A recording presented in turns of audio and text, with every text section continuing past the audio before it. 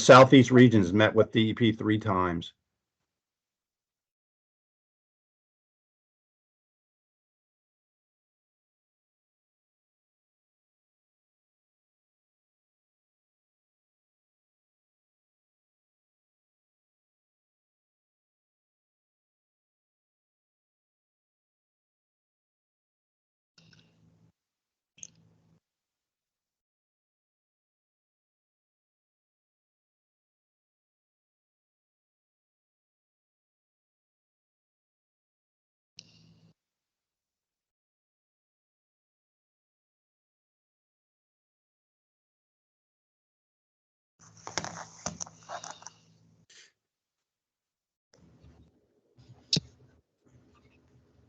Greetings, folks. Can you hear us?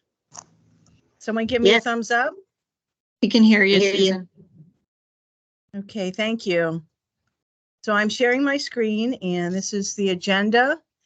And Denise, if you'd like to do your welcome, then we'll go to introductions here in the room and online. Sure. Hi, everyone. This is Denise Coleman, State Conservationist with USDA NRCS.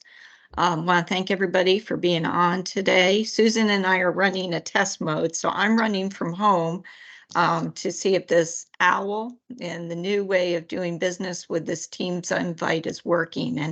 And I think it is from my perspective, Susan. So all is good here. But welcome everybody to the State Technical Committee. We've got a packed agenda and looking forward to the discussion today. Okay, and we're going to start in the room here. If I can start here with Adrian, go ahead and just say your name and where you're from, and we'll go around the room. My name's Adrian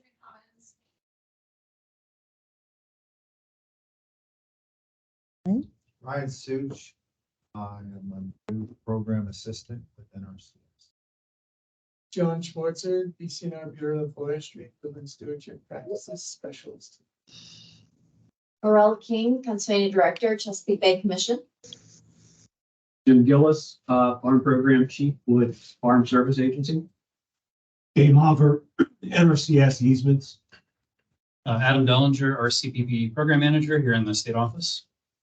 Dan Ludwig, State Resource Conservationist, NRCS. Tim Peters, State Engineer, NRCS.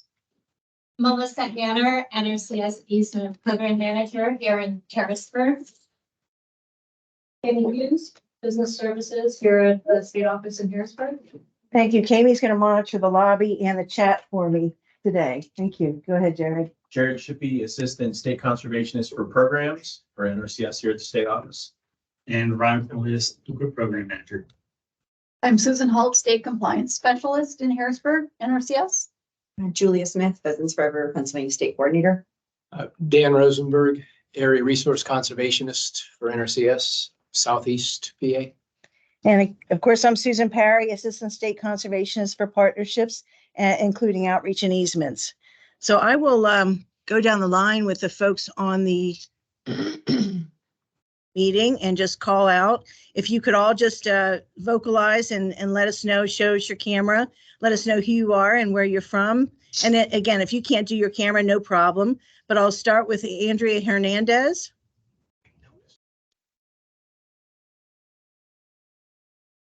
Oh, we can't hear you, Andrea.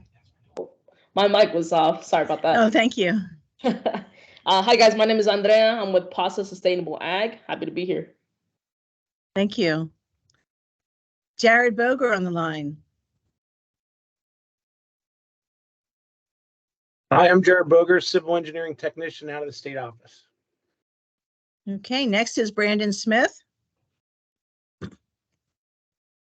Yeah, hi there, Brandon Smith, formerly with NRCS, and now I'm a consultant with Allied Soil Health Services.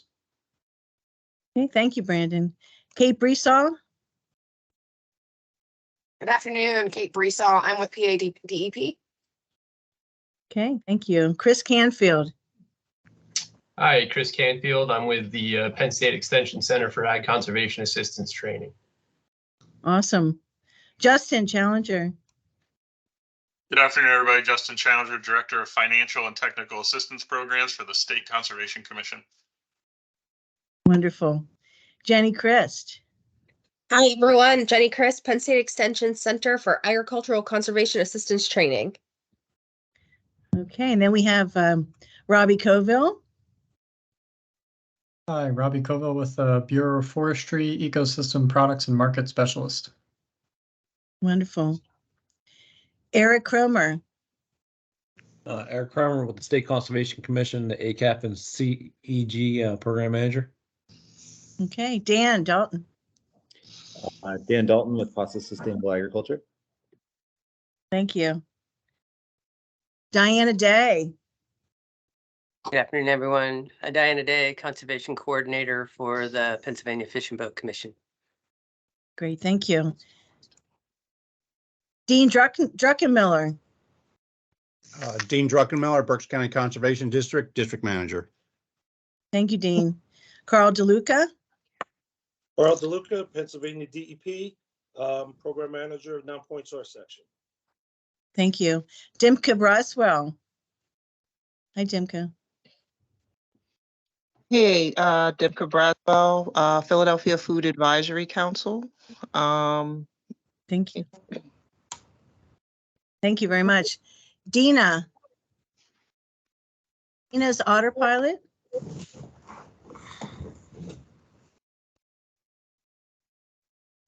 No, who's that? Dina? No. Oh. And Kristen Hand.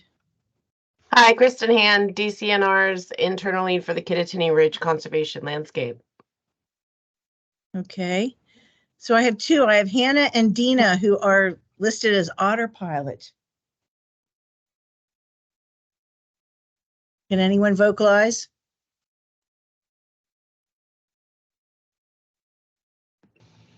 I think that's a AI webinar recording software.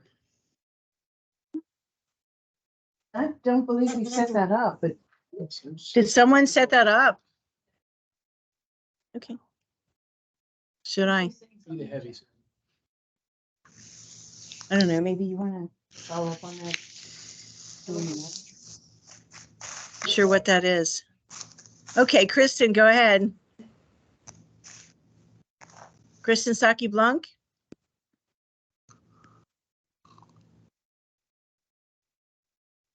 Okay, did I miss anyone? I think there are a few more down below in the others. Hello, my name is Kurt Wagner. I'm with PA Rural Water Association. I'm a source water protection specialist. Okay, thank you, Kurt. I'm Kristen Hughes Evans with Sustainable Chesapeake and NIFLA Field Liaison. Thank you. Go ahead, Kevin. Kevin Poutler, USDA NASS, National Ag Statistics Service, Northeast Region Deputy Director. Okay. Jamie Morrell. Good morning. I'm Jamie Mira with American Farmland Trust. Okay. And then we have Sonia. Sonia, did you? Yes, I'm here. This is Sonia Jarzoffer with the U.S. Fish and Wildlife Service, Pennsylvania Field Office. I'm the project leader here. Thank you, Sonia. And then we have Jamie Schellenberger.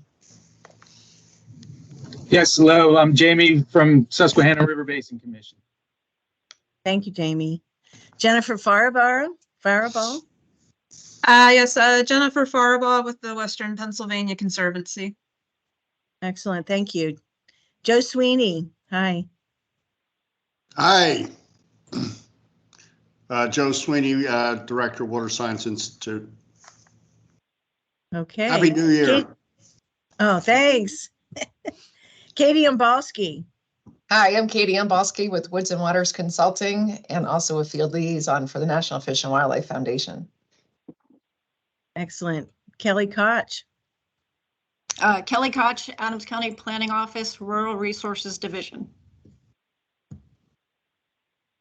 Christian Hughes Evans. Did we already get you? No.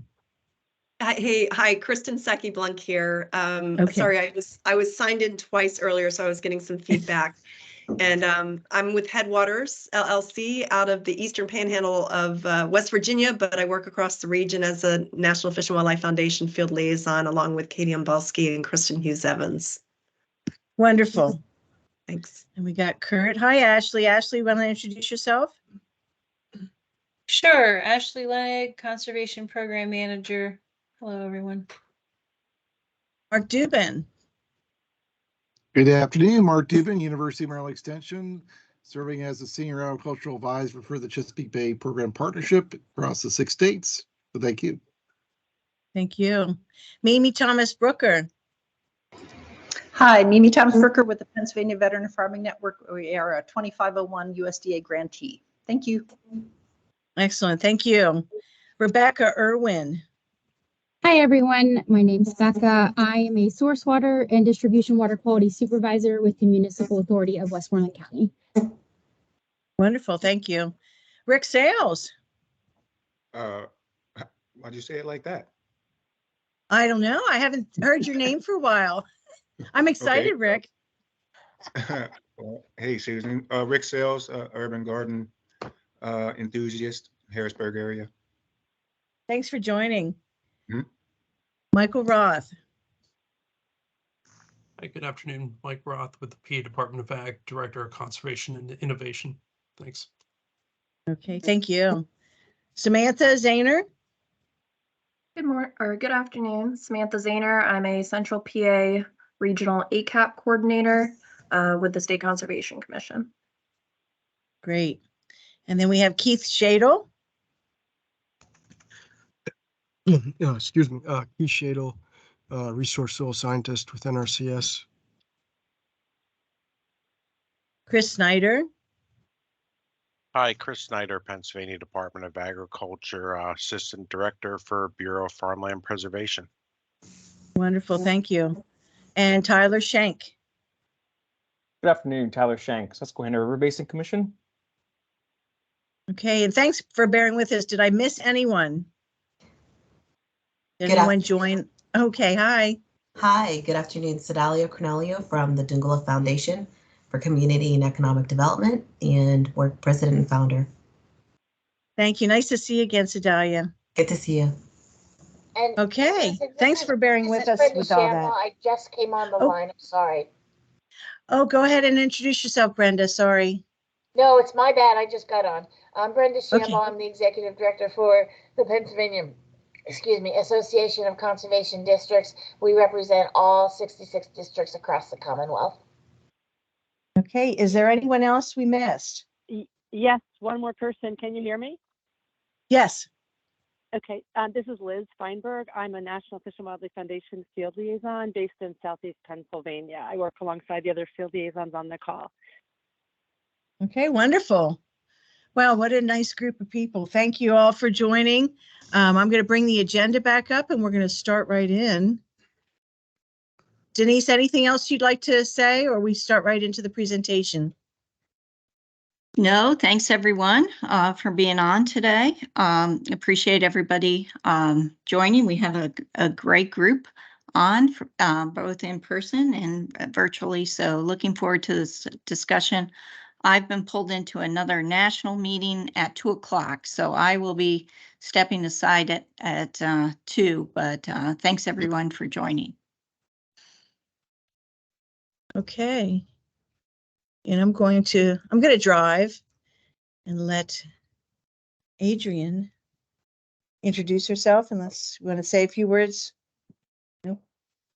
Go ahead, Adrienne. You go ahead and take it over. Take it. I'll be your driver.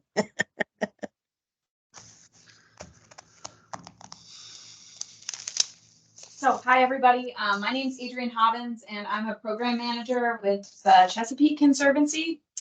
We're an environmental nonprofit based out of Annapolis, Maryland, but we do have offices here in Pennsylvania, up at Susquehanna University, at the Freshwater Research Institute. We have a staff of 7 full-time team members up there. And we've been working over the past number of years to implement and facilitate a data-driven strategy to install conservation practices in the places most valuable to water quality, and most recently implementing an effort called rapid stream delisting, where we're working alongside partners to implement those projects. Our program overall was awarded an RCPP award in 2022. And so I'm here to tell you a little bit about our program and how RCPP funding has supplemented it. In general, what we're doing is working with small to medium-sized livestock producers to implement full farm restoration projects across the 6-county region in central Pennsylvania. So I want to start with just a little bit of background on the Chesapeake Conservancy and our partnership work in central Pennsylvania. This began back in 2016. There was really an interest from local conservation groups to figure out if they could take a data-driven approach to restoration. They wanted to prioritize at the parcel scale how they could evaluate essentially prioritizing parcel for water quality improvements. Where could we get the biggest bang for the buck using high resolution mapping? The Conservancy came into this project as sort of a facilitator. We have both GIS specialists on staff as well as a programs team that was helping to understand what these local partners' priorities were and how to translate that into a mapping prioritization. This program follows the collective impact model, where we're doing a lot of workshops, getting feedback from partners continuously, just trying to understand what their priorities were and how that could translate into a mapping data set that they all said, yes, I see my organization in this. This is how we all are prioritizing and are on the same. So I put up here sort of what this looks like. Again, we were trying to accelerate best management practice implementation via this regional partnership. Getting everybody on the same page was the first step here. We did a lot of ground truthing. It took like 1.5 years to get something that people actually all would agree to move forward with. Ground truthing was the best way to do this, having individual organizations, whether it be a conservation district or a conservancy, watershed group, bringing us their list of here's how we prioritize projects. Does that align with how the mapping is actually telling us it's going to work? So once we delivered that, what we heard from partners is, all right, we have this great roadmap. We know the places that we could get the biggest returns in terms of water quality, but we really don't do proactive landowner outreach. Like we don't go knocking on doors saying, hey, would you like to do a project? So we spent a lot of time talking to folks who had done this, knocking, and been successful with getting to producers to say yes to full farm restoration projects. We did a number of trainings, brought in kind of professionals who had a lot of experience there, just getting all of our partners working in this region comfortable with this concept of actually approaching the highest priority producers. This entire kind of strategy here with these first 3 steps was really funded by the National Fish and Wildlife Foundation. We received an innovative nutrient sediment reduction grant and some private foundation funding from the Hamer Foundation. And that really solidified kind of the approach we were planning to take, getting everybody aligned, starting to do that proactive outreach and getting our first couple high priority full farm restoration projects on the ground. So we did this for a number of years. We started, like I said, in late 2016 and implemented this through about 2018. You can go to the next slide. We met in 2019, and as part of our regular workshops, we talked with partners about what the next stages of our program are going to look like. And what we heard was we had been using modeling as our outcome, modeling nutrient sediment reductions to try to quantify impact. What we heard from partners was they really wanted a more tangible outcome. How can we actually see that the projects we're doing are resulting in changes to our local waterways and waterways downstream? And so this is really where we started to kick around the idea of, well, how could we actually do that? And that's where this idea of the return of fish and bugs to streams really started to come to the forefront.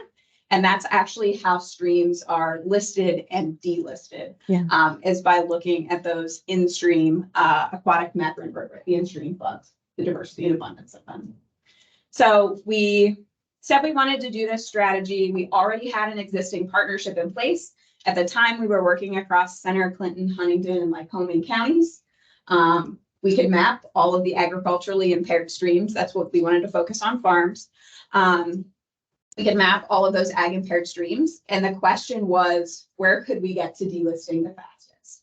And so there are a couple of ways to conceptualize this. The first factor you need to consider is how streams are delisted. So could the aquatic bugs actually rebound in a short amount of time, like a 10-year span? So we were looking for those streams that are kind of medium in terms of degradation. We don't want to work in the worst of the worst. We want them to be able to rebound. And then so we mapped those. We were able to delineate catchments. So a catchment includes your ag impaired segment, but it's all of the area contributing to that, draining to that ag impaired segment. We were looking for catchments that were maybe had like 1 to 3 miles of ag impaired stream. They're less than 10 square miles in area, and they have a small number of farms that we actually need to work on to get to potentially delisting, and we can identify that through mapping. So we have our catchments that we could do this in. The question is, so we've got our bugs. The other question is, what does the social environment look like? In order to actually implement best management practices, you have to have a landowner that wants to do the project. And so we sat with every partner in our geography, whether they worked for Fish and Wildlife Service or a local conservation district, watershed groups, everybody, all 40 organizations standing around a map, saying, what does the social environment look like in this catchment? Have we had producers who have done projects? Are there ones who could be liaisons to future producers we want to engage?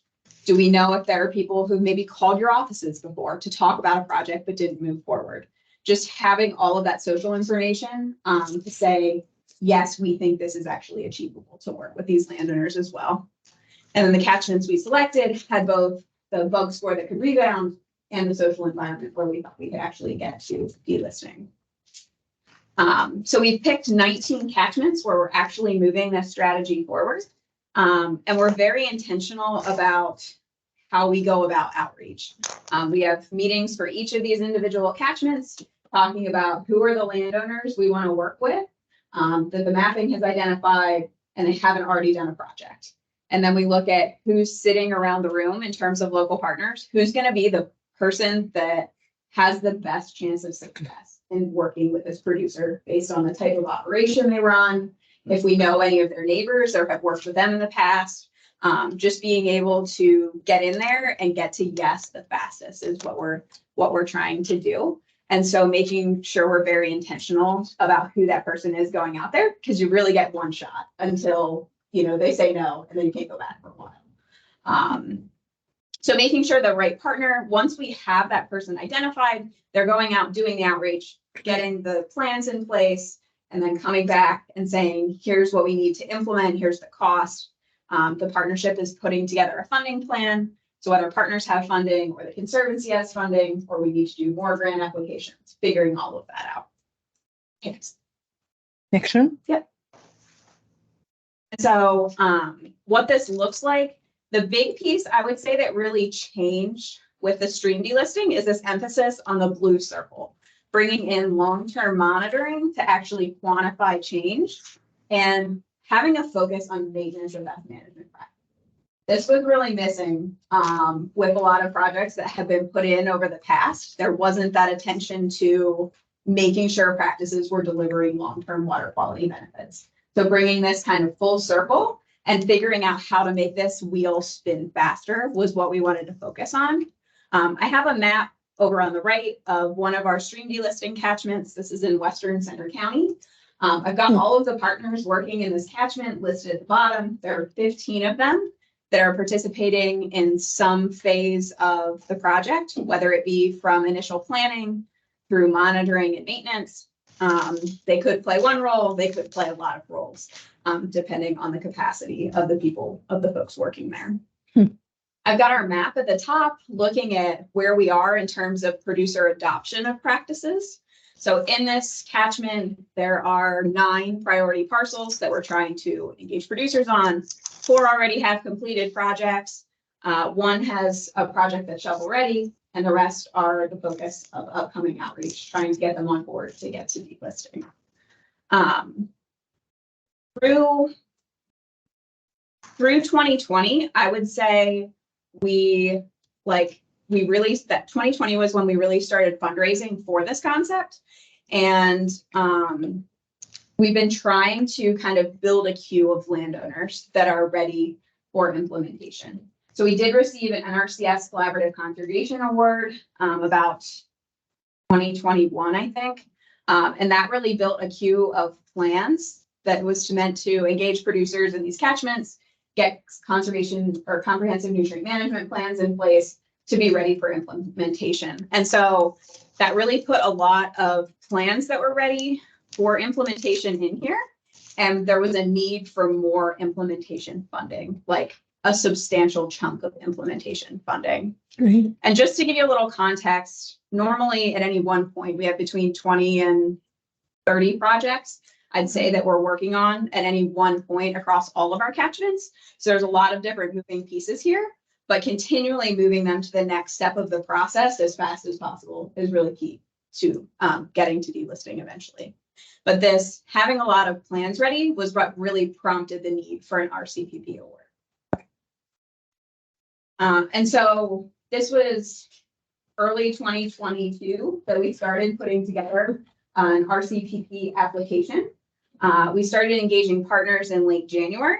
And I would say one of the key components to success with RCPP was just having continued communication between the local partner organizations who were actually going to implement the projects, the conservancy that was facilitating the application, the field offices where the applications for RCPP would come in, and the NRCS state office for what we were actually trying to do. I would say the communication and making sure we were all aligned at all scales of the application, from like the highest level concept down to kind of the nitty gritty details, was probably the most important thing for us. So one of the conversations we started really early was how much funding could the partnership actually handle? That's a good question. Our CPP awards have a pretty big range in terms of what could be funded. The partners thought at the time 10 million was the full application or full amount you could apply for. They thought we could facilitate that amount of funding over the 5-year RCPP term. We had our resource concerns. So we knew nutrients and sediment, those are the leading sources and causes of impairment in our ag impaired streams. So we knew those were it, and we could kind of identify what the NRCS resource concerns were there that correlated to those. We did a lot of feedback with partners on the questions that were in the applications, as well as these higher level concepts. We had 9 different meetings to talk about what was actually going in here and making sure we were all on the same page, doing a lot of Jamboard online sessions where they could give us what they thought were the priorities and then kind of vote as to which ones they thought were most important. Yeah, I know, I've seen that before, Jamboard. Yeah. Cool. Okay, we can go to the next one. In terms of coordination of the actual RCPP application, Chesapeake Conservancy was the lead applicant. We had 3 different staff that were working on this application. We started in late January, and the application was due in early April. So that was over half of 3 staff members for like 3 months to actually put in an application. And it's a significant amount of time to invest in these applications. And so we wanted to make sure what we were putting in was pretty solid, and everybody agreed that it was actually able to be implemented if it was awarded. We did actually hire a consultant to help us with some of the partner contribution entry. As part of this, we had a large number of partners give us feedback. 22 different partner organizations provided feedback through this process of actually developing the application, and 13 came through with contributing partner contributions. And for RCPP, you have to have a 1-to-1 ratio of partner contributions to what you're actually asking for. So if we wanted to ask for 10 million, we needed over that in partner contributions. And we actually came up with 11.49 across the partners. And that's really important because when you look at how RCPP actually works when you go to implement practices on a farm, NRCS is covering about half the cost. So you still need that other half of the funding to come in an actual match to be for that producer to want to move forward. We did also have continued communication here with the state and field offices. We had 5 separate meetings where we were kind of going back and forth on concepts that we were thinking about and what would align best across those organizations as well. Okay. The award, we received a $10 million award over a 5-year grant period. I think it's good to look at where that money actually goes, because I think a lot of people say, oh, Chesapeake Conservancy got $10 million. And I think people think like a $10 million check just like appears in our bank account. And that is not how this actually works. So a lot of that funding goes directly out the door. $7 million these are direct payments to producers, which is exactly how, if you're familiar with the Environmental Quality Incentives Program, exactly how that works as well. So NRCS cuts the payment to the producer pays your contractors. So that's the biggest chunk of funding here. We also have an additional $1.6 million in technical assistance funding for partners. This is really key to moving a lot of projects forward. So with traditional equip, your local NRCS field office provides the technical assistance. What we were hearing was that our field offices were really maxed out in what they could do. So being able to bring in third parties to also provide that technical assistance is critical to being able to implement all of the projects that we wanted to do. And that funding is for both outreach and implementation technical assistance. Some of the funding comes back to NRCS for the field offices to actually oversee projects as well. And then Chesapeake Conservancy kept about $550,000 in-house to facilitate and administer the award. Okay. So once we actually get the award, you don't just get the money. You have to put this agreement in place with NRCS to actually say, here's what Chesapeake Conservancy and our partners are going to be doing. Here's what NRCS is going to be doing. Here are kind of the guidelines for actually making it happen. And that framework agreement is called a programmatic partnership agreement. Some of the important details included in there are the resource concerns to be addressed by the project. So we said with stream delisting, what we're focused on are sediment nutrients, as well as the return of your bugs to the stream. So the corresponding NRCS terms for that are field sediment and nutrient pathogen loss, storage and handling of pollutants, and aquatic and terrestrial habitat. The PPA also sets out sort of outcomes in terms of what your project is hoping to achieve. Some of our outcomes here are looking at just generally tracking progress over time. So the first one is actually for modeling. So this is kind of the traditional way we track sediment and nutrient reductions. Plug must not be working. It's plugged in. To the what? I'm sorry. Oh, you're good. Put your plug in. Okay. So we have these tracking project metrics or tracking progress metrics. Modeling is the first one here. This is kind of traditionally how we're looking at nutrient sediment reductions for each project. They're entered into Field Doc or whatever preferred program you're using to calculate those. We also have what's actually happening in the stream. So we've got monitoring outcomes here. We established baseline monitorings for all those in-stream bug metrics for all 19 catchments we're working in. I included a map here just so you can see for each catchment, we're doing multiple monitoring points. So this one has 4 different monitoring points that we're looking at for what the in-stream bug scores are. And then we're reassessing those every couple of years.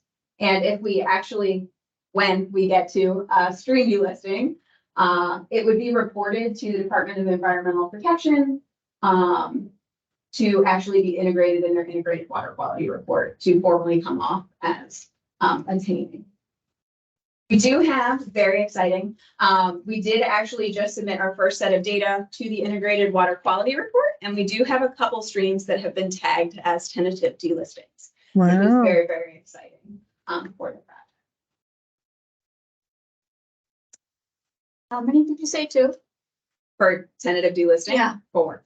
4, that's awesome. Yes. Yeah, we're very excited. We also have outcomes listed here for socioeconomic outcomes. The social, this is basically like how many people are we engaging and moving through NRCS programming. So the number of producers we're engaging through outreach, the success of different outreach strategies. So whether we're doing direct engagement with one of our conservation partner organizations like Clearwater Conservancy going out and their staff talking to a producer, or whether we're leveraging a landowner liaison or hosting a small workshop to focus on an innovative practice. We're tracking it in different ways. We're engaging those producers, the number of applicants to Farm Bill programs, percent RCPP financial assistance allocated annually to ensure we're closing out on time, the number of producers that enroll in innovative practices that we listed, and then we're also tracking project costs covered by producers. One of the goals of our program is to minimize that cost as much as possible, trying to get those producers down to almost zero out of pocket. In addition to the kind of framework agreement, we also have these supplemental agreements. These are put in place each year to kind of mobilize the funding for the Conservancy as well as our third-party technical service providers. So there are 2 supplemental agreements we put in place. The first one is called Technical Assistance for Enhancement. This is really important for Chesapeake Conservancy. This is where all of our staff time comes from to actually coordinate project management, innovative practice implementation. So bringing in speakers to actually teach the partners about these practices. And for outreach, this is also where partner outreach comes in. So they are able to recover some of those funds as well. And then there's a supplemental agreement. This is for third-party TSPs doing design and engineering. So we do these every year to mobilize the funding that we're going to kind of allocate. We do meet quarterly as a full partnership to set priorities, talk about current challenges, and look at what the opportunities are for addressing those. And we also have our catchment meetings to talk about outreach strategies. But what we found as we started this project was that there wasn't really a place to specifically talk about the RCPP award. And there were a lot of questions coming in early from partners. So we set up what we call RCPP leadership team meetings. These are once a month where we talk about whatever kind of the current topic is that partners need assistance on. So these are keeping our full partnership up to date on RCPP progress and opportunities. We've had a number of different topics come up with the group. It became very apparent early on that partners did not understand exactly how NRCS administered funding and like what that process looked like for a producer to apply for RCPP, like what the form was called, who filled out the form, who got the form back to NRCS. That's been going on forever. Yes, yes. So we had some trainings on that with the NRCS state staff. We also talked about just timelines for when we would get to contracting. We also have spent a lot of time talking about match for these projects and where match is going to come from and how we get to producers to yes. Because even if they have an RCPP contract offered to them, if it's only covering half of the costs, they're still likely not going to say yes. Because a lot of these projects are costing between $300,000 and $700,000. So they've got a lot of out of pocket if we only have half the money there. We also learned about some of those innovative practices. And we've also done some trainings on individual practices like stream restoration and how that works through NRCS procedures versus how it might work through other funding sources. Like I said, continued communication is really important here. We also host delisting catchment meetings to talk about what the progress is in terms of engagement. So here you can see within this catchment, Western Pennsylvania Conservancy is doing some of the outreach. The Huntingdon County Conservation District is doing some of it, and just keeping really close tabs on where these projects are in terms of progress. Some of the takeaways, the right partner, like identifying the right partner for outreach is really key, and making sure they're prepared to talk about that out-of-pocket costs with the producers are kind of 2 of the main takeaways we've had here. Go to the next one.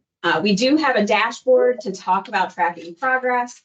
So we have sort of medium-term indicators and long-term indicators.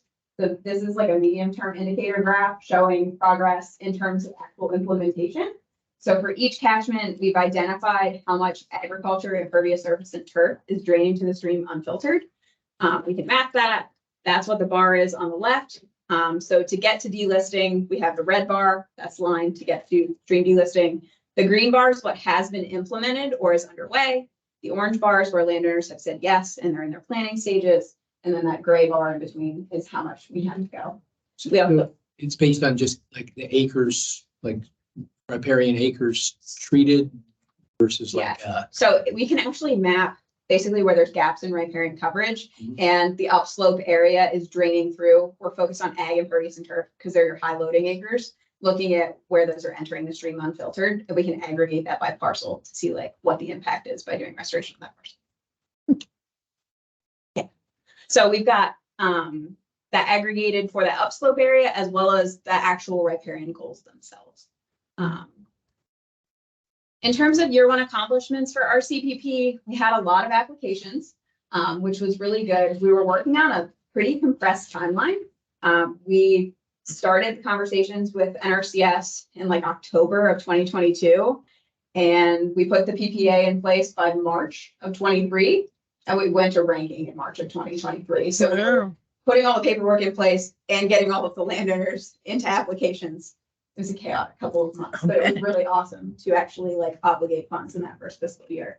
So we had $2.8 million in applications that were submitted and ranked, and we had 1.3 million that actually went to contract. That was very exciting. Wonderful. And 75% of those projects that were contracted have full funding in place. The remaining project has full funding pending. So we're looking pretty good in terms of what was implemented for year one. RCPP is just one piece of this. This is like the full funding picture of the Central PA stream delisting strategy. It requires a lot of money to push this volume of projects and kind of bring this level of coordination to the region. So you can see there's about $17 million in awards kind of listed here. The majority of that is between planning and design and BMP implementation. So that's all going out the door. We do retain some of that funding for conservancy staff time. Like I said, we have a couple staff that are coordinating the back end of this and just keeping all of the pieces moving. And the key funders here, so we have RCPP. We also have 2 state funding sources that are pretty significant with DEP and DCNR. And then we also have a number of private foundations, including NIFLA and Hamer foundations that are supporting a lot of the staff time to the department as well. I will say, it looks like there's no maintenance and monitoring money here. There is some money there. It's just not to the scale that these other categories are. But we would love to see those values take up in the future because that's really where you're actually going to see outcomes occurring. So those are priorities for the future. In terms of lessons learned with the Project Match is the big, like one of the biggest discussions the Conservancy has helped facilitate. One of our staff members actually previously worked at NRCS, so she was very familiar with procedures and everything, and going out to have conversations with landowners about their out-of-pocket expectations. And that reducing out-of-pocket is absolutely key to adoption. The funding sources we've used for match are listed here. The Ag Conservation Assistance Programs, ACAP, Countywide Action Plan, CAP, Growing Greener, the National Fish and Wildlife Foundation, both Innovative Nutrient Sediment Reduction and Small Watershed Grants, PennBest funding, both grants and loans, and PennBest pay for performance. What we've also noted here is that it's really challenging to implement large slates of projects in back-to-back years because of limited partner capacity, being hard to implement, build a queue, and focus on the other priorities. There's a lot of other funding coming into Pennsylvania right now for restoration. So just keeping priorities there and being able to spend large amounts is challenging. Next slide. I did come up with a couple recommendations to potential future applicants for RCPP, starting as early as possible. Late January was pretty late. I'll say that we had a lot of staff time tied up in those 3 months. It would have been a little more comfortable if we had started earlier, and we probably wouldn't have had to hire a consultant if we would have started about a month earlier. Continuing that communication with partners and NRCS was really key, I think, to everybody being on the same page and knowing exactly where we were going. And I think just being really realistic about capacity necessary to handle the grant funding, partner contributions, and actually coordinate mobilizing the award. It took a lot of time to get through all of those different steps. Yeah. So I think that's it. Excellent.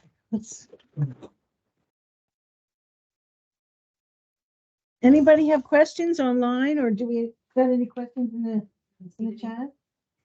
Anybody in the room have questions? Go ahead, Ryan. Last poll that you presented about the stages of the project and how building up a queue and then going is creating a capacity issue for you. Yeah.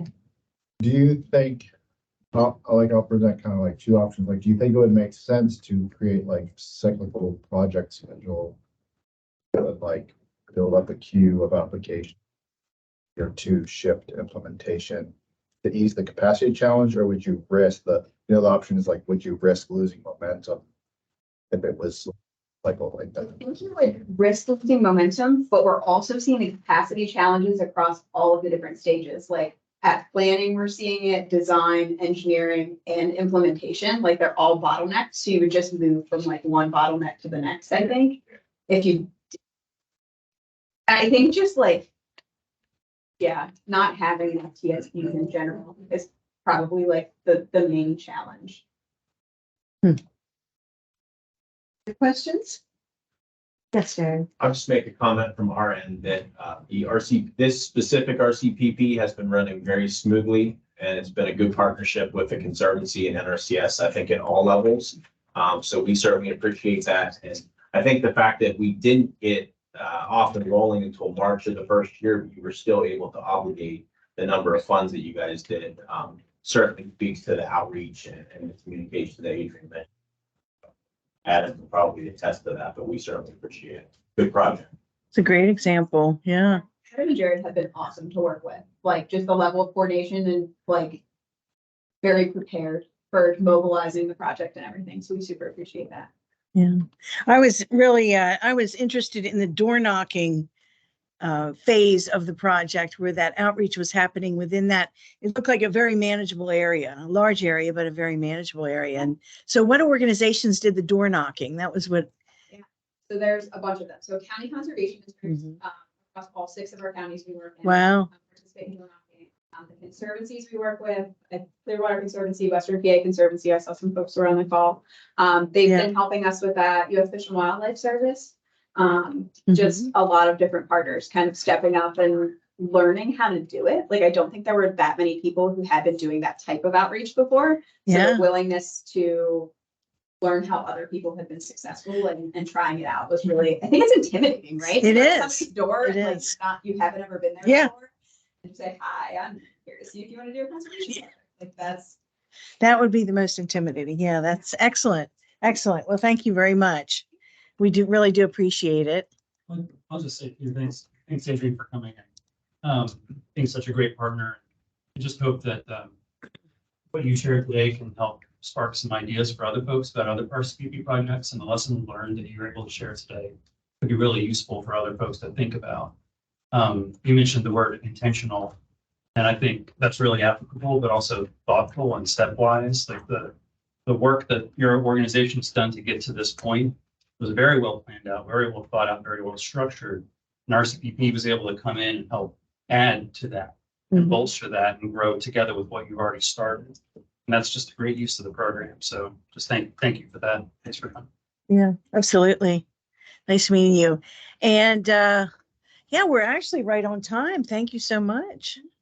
And next is engineering, Tim Peters. All right, you have the slides, Susan. Yes, I do. Thank you. So as noted, I'm Tim Peters, the state engineer. I have a quick engineering update to go through for NRCS. If you want to go to our next slide, Susan, thanks a lot. The first thing I want to note is that we're excited to be hosting a virtual engineering workshop. So that's going to be held on January 30th. It's open to anyone. If there's a partner or if there's NRCS or anyone, consultants, anybody is welcome to attend that virtual workshop. This is something that we try to do on an annual basis.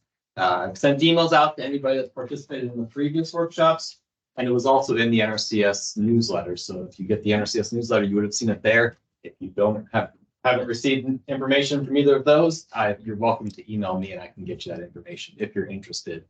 But just want to mention that we're going to cover a variety of topics at this virtual workshop. It's going to go most of the day, start first thing in the morning, will end mid-afternoon, but we're going to have speakers that are going to cover topics related to sustainable concrete, some kind of newer hot topics with concrete, type IL cement, and some other things related to that. We're going to have presentations on covers and flares and the climate smart benefits that go along with covers and flares. We have a speaker that's going to talk about alternative roof options, alternatives to timber frame structures. So I think we're very familiar in the conservation world of doing timber frame structures, but You get to a width with structures where really the economics make sense to pursue other roof types, such as steel structures. We have a presentation from an engineer who's going to cover some other options other than timber frame. We've got a talk from Penn State Extension on ventilation for heavy use areas, kind of some things to be thinking about as we're planning our heavy use areas and related to animal health on our HUAs. And then finally, we have the SRBC. They're going to be talking Susquehanna River Basin about water withdrawals and some things that are on their radar when it comes to using water within the watershed. And the same information will apply across the state. Go ahead, Susan. Thanks. The next update, I update people at the STC meetings every time about EWP. So we have 2 EWP updates.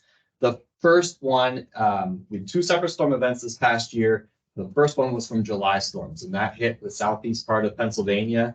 So from that, NRCS has received funding, the 75% funding that we get for EWP for 9 Burke sites, 2 Chester sites, and 4 Buck sites.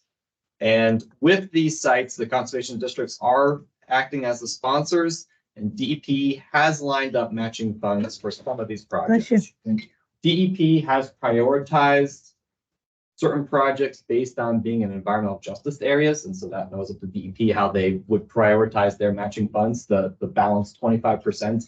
And so DEP has funded the 3 Burke sites out of the 9. They funded 3, and they have funded 1 Chester site. So some of those go without the matching funds right now. So that is something that we're hoping will come up, and the sponsors are working to find those matching funds. But right now, we only have those 4 projects, and then the other Chester site. So the one's funded of the 2, the other one is going to be paid by the landowners. They're going to pay their own 25%, which is always an option. But just wanted to note that we're moving forward on 5 sites for the southeast with designs and moving forward to construction before too long. And we're hoping to get funding for the balance of sites there. Do you mind outlining EWP really quickly for those maybe online that don't? EWP is the Emergency Watershed Program, Protection Program. We go in, we can go in if there's a state declaration of emergency where there's been some severe stream damage and structures are in jeopardy of being lost from the erosion to the stream. So if a structure is damaged, then we have limited ability to help in those cases. But if a stream bank has eroded to the point where a structure would be jeopardized by future storm events, we can go in and repair, stabilize, restore that stream bank so that that structure would then be safe. And the structures that we are focused on would be residential houses and businesses. So if somebody has a swimming pool or a garage or a shed or an unused building, outhouse, that's not going to qualify for the EWP program. But if there is a home and the criteria is typically within 50 feet. So if that stream bank has eroded within 50 feet, then you could apply for EWP. And NRCS always covers 75% of the construction cost. We need a sponsor to step up to the plate, and they would deal with the bidding. They would deal with any property rights that need to be obtained, and they would need to come up with a 25% balance. Typically, that 25% balance of the funding comes from DEP, but it just depends on funding each year. Yeah. Yeah, for the environmental justice area, is that just the GIS layer? That's up to DEP. I don't know. I'm not sure how they do that, but that's just what they told us. So I'm assuming it is, but we I've not funding. seen one for us. That's why I'm asking you. Yeah, and NRCS had funding for all those sites. It's DEP that did it, so they decided how to spend their money. Tim. Yeah. DEP has an environmental justice viewer layer specifically, so I'm sure that's probably what they're pulling from. Thank you. Yeah. A quick question. Yeah. By storm, do you mean a rainstorm, not a tornado or anything like that?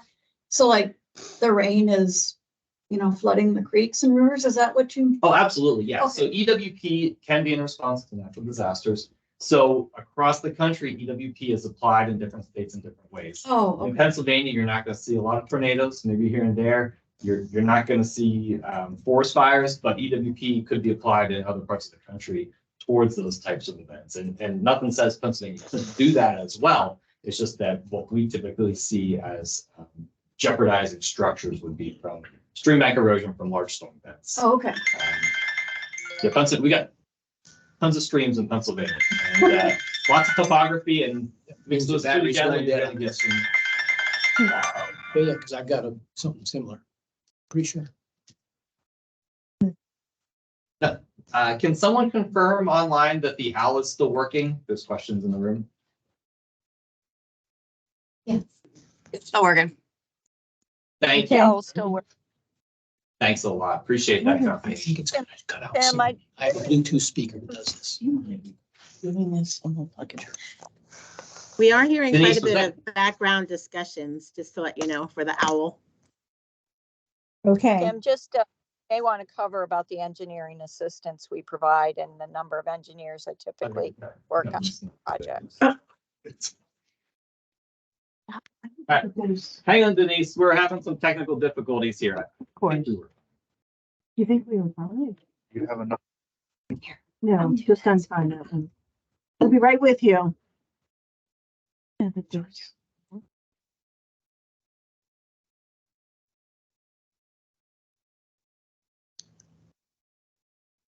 White light There's a white light. flashing. The eyeballs are flashing.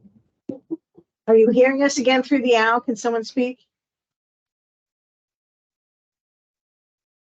Loud and clear. We can hear you, but not see you. Yeah. Sorry, we've got some technical difficulties with there. Okay. All right. All right. Yes, Denise, Thank you. I heard half of what you said, and I know you mentioned the engineering, and that, yes, thank you for highlighting that. So NRCS, we cover all the technical assistance that goes along with those projects. So we're doing the engineering, we're providing the designs that go along with it, and that there is no cost to the sponsor for that service. They just have to come up with 25% of the construction cost. So Denise, did I hear you correctly? You did. Yep. Thanks, Tim. Perfect. Thanks a lot. Yeah, good discussion there. So that was one storm event. Additionally, we had September storms. So we had two large storm events back to back last year. And this September storm hit Northeast Pennsylvania. That was an EWP worthy event. And we have identified 5 Lackawanna sites. There are 2 Wyoming County sites and 1 Luzerne County site. And the conservation districts and the city of Scranton are acting as the sponsors for those projects. We're not quite as far along in the process with the September storms as we were with the July storm events, but we do believe DEP has funding, and they have targeted funding towards the Chesapeake Bay, and they think they can apply that for the matching funds. So we're expecting those sites will all get the matching funds, and we'll be able to move forward with all of those. So we're excited about that. Yeah, moving on. So more fun stuff. Standards.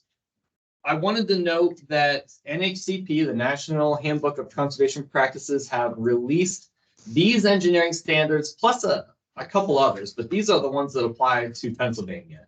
So these standards have been released nationally to the states, and the states, we now have the ability to go in and make them state specific. We can take the standard, we can make it more restrictive, we can impact certain parts of the standard to make it very Pennsylvania, but we cannot make it less restrictive. So that's one thing we can't do. We're going to go through the process of internally getting these standards where they think to be, working with the Pennsylvania engineering staff and some partner engineering staff as well will include. Probably the ACAP engineering staff may help out with that a little bit. And then once we get it where we think it needs to be with the engineering staff, we'll get that released out through the state title committee here. So we'll look forward to any comments that you have on how we can make those standards better or improved or hit specific items that are very Pennsylvania. Some big ones this year for us before we jump ahead. Yeah, so 313 waste storage facility, that's a big one that we use all the time, and all these other ones we use all the time. So a lot of years we have some standards that are maybe less frequently used that we're putting out for review, but these are some big ones that we really want to spend some time on and get just done really well. Not that we don't want the other ones done well too, but yeah. So I think this is the last thing I have to hit. Trainings. We're fast approaching our training season, and just wanted to highlight some of the trainings that the engineering staff are involved in. First off, we have the boot camp trainings. So you can see the dates for our boot camp trainings. Probably most people are very familiar, but we have offered boot camp training. It's a nice overview of a wide variety of topics in conservation. We've been doing this for, I think, going on 25 years or so. We've put this on for a long time. So we have session 1, boot camp basic, and that'll be April 8th to the 12th. And then we have a backup date also set aside. If we need it, based on applications, we'll have to discuss, but we may need to run a second week of boot camp basic, which would be the following week. Got to say, PACD is a huge help. They administratively help with a ton of the boot camp training. So this is a big partnership effort. It's not just NRCS. And then along with PACD, Penn State is also providing about half of the instructors or half of the instruction time for the boot camp basic training. After boot camp basic, attendees can have the opportunity to attend boot camp 2 the following year. So we have 2 weeks set aside for boot camp 2 this year. We have April 29th to May 3rd, and then we have a backup week of May 13 to 17. And I'm expecting that we're definitely going to need to use that backup week for boot camp 2. Last year, there was so many hires within the conservation world and so many people that needed to be trained that we ran the boot camp basic training 3 times. And we trained over 90 people through boot camp basic last year. And so many of those are still going to want to come, or they're going to want to continue to go to boot camp 2 this year. So we're expecting high registrations there. NRCS provides all the instruction for boot camp 2. That's very NRCS specific. So that's, yeah. Yeah, I was just going to ask, could you address, there's a lot of partnership folks on, is that open to others? How do we fill up those classes? It is, yeah. So that has all registrations open right now for those courses. The PACD handles the registration. It's been advertised through the PACD newsletter. It's been advertised through the NRCS newsletter. So if you see, I'm assuming most that participate in the STC here get the NRCS newsletter. If you don't, reach out and we can get you those links. Yes. We do go through a prioritization of who attends, and as a group we make decisions, but the people can apply to attend. It's a great course. I think it just gives a very good overview awareness of just a wide variety of topics in the conservation world from a technical aspect. Good training. Thank you. Additionally, we are planning to have concrete fundamentals, which is a course held by, it would actually be instructors from the NRCS National Office. They're going to plan to come to Pennsylvania May 20th to the 24th. So that course is limited in who can, not necessarily who can attend, but there's a limited number who can attend. So we already have people that have expressed interest in this training that probably exceeds how many will be able to accept to it. And also, that would depend, national instructors may not be able to travel if we're on a container solution for that training. So that may be up in the air a little bit, but that's another good course. Yes. Tim, we just want to mention Thank you. SCC also is a big supporter of the boot camps because they provide Oh, yes. travel and Thanks, Denise. the help to PACD Yes. as we all fund together. So I know you're trying to get a lot in a little bit of time. So there you go. Absolutely. How can I leave out the SEC? Apologies to the SEC, but yes, definitely a lot of funding comes to the SEC and some instruction time as well. And the boot camps, that it's just a great partnership effort. It really is. It takes a lot of people to put that on, and we're really proud of that and the effort that goes into it and the results that come from it. The third training there, CAD training. So we're hosting a CAD training, Civil 3D training, February 21 to 23. Jared Boger, Jared's on the call right now, I think, CET with the state office here. He is hosting that out of Lewisburg. There are a couple of seats open, so if there are people of interest in learning basic Civil 3D skills, that is something that, reach out to me. We can get you connected to Jared and see if it's a good fit for you. But that's something that Jared's been hosting on an annual basis, and we're going to continue to do that. So it's coming up in February, but we'll likely do that again next year. We can do it more often if the need's there. And then we're really involved with the Nutrient Management Act 38 training courses. So we've got the ACA and our storage training that's coming up. I really like this training. I think it does a great job of taking a class through what are resource concerns or inadequate practices related to ACAs or animal concentration areas, and then what are ways that one could address that. And so really good course. If you haven't taken that, maybe something to think about. That is through the Act 38 program. And then finally, we have planned a liner training, and I'm talking HDPE line storages or clay line storages.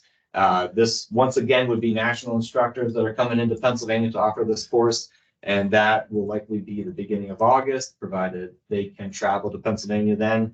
We don't see a lot of clay line storages in Pennsylvania. We see a lot of HDPE line storages though. But this training course is something that's offered for staff across the country. So in other parts of the country, clay liners are much more common and utilized, and just some states have more access to good clay at their sites too, which makes sense to utilize a clay liner. So that's what I had. Any questions besides what was asked? I have one. Sure. And I know for the Urban Ag Subcommittee that people are interested, and it was announced at one of the national urban meetings that there was a chapter being added for urban farm design or small scale and urban design to add to the National Engineering Manual. How is that coming? I don't have any updates on it. Oh, okay. We probably have more updates next season, but that would be chapter 20 of the next one. Chapter 20. Yeah, I do believe they're working on that. That had gone out for comments maybe last summer, and I have not received any dates since then. But Okay. yeah, something to look forward to for sure. Thank you. Yeah. Thank you very much.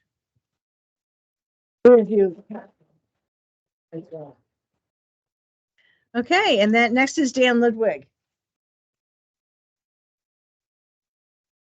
And I'll just leave it right here. Dan's going to verbalize. You're getting around pretty good, buddy. Yeah, go. Base tip making you limp or the old? That's the replace tip.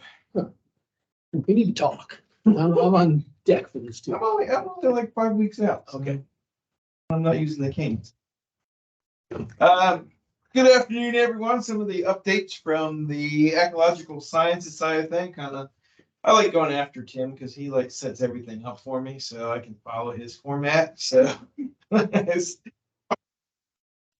in practice standards that are going to be coming up from the ecological sciences side of things, our list is quite a bit shorter than Tim's. We only have 2 practices that we'll be working on. So that's going to be forest trails and landings. And that one doesn't get used a whole lot, but the next one that's really big is tree and shrub establishment, code 612. So we'll be interested to see what changes they've made nationally. And then again, as Tim said, we'll work on that. Working on getting staff, which is kind of like my next kind of topic, is we've been on a skeleton crew for almost the past year with Jim Gillis leaving me as a state biologist. So that position is, luckily it's been advertised. It closes next Tuesday. So we're getting closer to maybe getting a new state biologist, and then our state forester position will be advertised hopefully soon.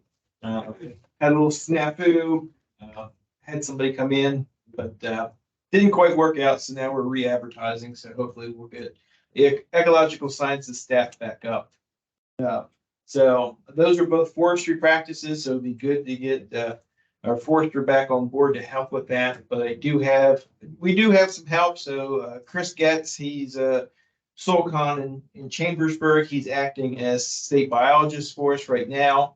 And then I do have James Palmer kind of if and when needed to still help out with the forestry side of things. So looking forward to getting our staff put back together and doing good things. Training wise, what's coming up is, we had our introduction to conservation planning. We held that at the beginning of November in Grantville. We had 33 folks show up, and that's what we're using for conservation staff that are looking to become certified planners through NRCS. Looking at the hiring that's coming on for the first time ever, we're actually going to have a second session within the fiscal year. So that's going to be held May 7th through the 9th, again at the Holiday Inn in Grantville. So that will open that up for folks to get that training and not have to wait till November again before we do it again. One of the other trainings that we're working on is ecological sciences job approval training for fence. We did one of these trainings, kind of worked with the Crawford County Conservation District last summer and had Kinco come in, actually a hands-on type training. So we're planning on trying to do one of those here in the East. again, some of our conservation folks that may be helping with EQIP, ACAP funded projects where they might can get some job approval on some of the basic practices out there. So looking forward to that. We do have Ken Cove lined up to help us again. So always great to get your hands on some power tools and build some fence. Last other update that I have is from the agronomy section. Mark Goodson is currently working on updating cover crop rates. He's been getting some feedback recently and probably over the past couple months about some folks are seeing that our cover crop seeding rates are a little bit too high. So he's reached out, been working with Charlie White at Penn State, Sher Diker, and is working on, he's got some concurrence on how we can cut some of those rates back. So that's his high priority right now because we're working on contracting. You mean too many pounds per acre or the Pounds dollar per acre, right? So a lot of folks are saying that at 2+ pound or bushels, which would be over 100 some pounds of say wheat, is too high. But we do have the support from Penn State to look at, those rates don't have to be so high. So like I said, that's been on his agenda right now. We're trying to get that rate out the door pretty soon because probably what Jared or Brian's going to talk about is our ACNEL success with cover crops. So we're going to be writing some contracts and we need to get this guidance out. So kind of a new thing to see that we're going to be adjusting those cover crop rates. So other than that, that's what I have for our update. Can I have you do one thing is just explain for those, we have a lot of people on that may not know how often the national standards come out and then how long does Pennsylvania have to review? Just go through that process briefly. Sure. Thank you. They get 5 years. And I'm not sure what the cycle is of how they pick which ones because there's still national practices that are well over 5 years that they haven't looked at. But nationally, they will look at the practices, revise those. Those actually get posted to the Federal Register. So even the public has the opportunity to comment on the national standards. And then once that goes to the Federal Register, as Tim mentioned, it gets posted to the system where we can pull them down and then put the Pennsylvania spin on that. So once they're posted in the tech guide or the guide notice, we have 1 year. So typically by October 1st of the following year, we have to have those up and taken care of. So great. So these practices that I mentioned and Tim mentioned, we'll have to have those squared away and posted on the Pennsylvania Field Office Technical Guide by October 1st. Great.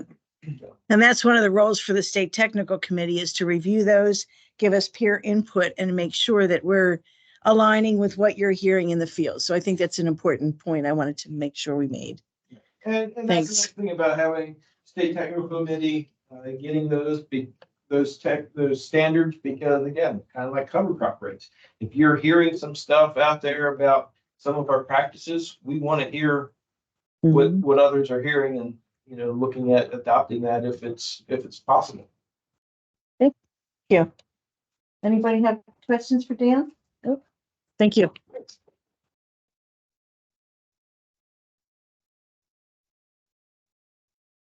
Okay. I believe, Jared, is this the first? Is this the right one? Yes. Okay, very good. All right, good afternoon, everybody. I'm Jared Shippey. I'm the Assistant State Conservationist for Programs here in Pennsylvania.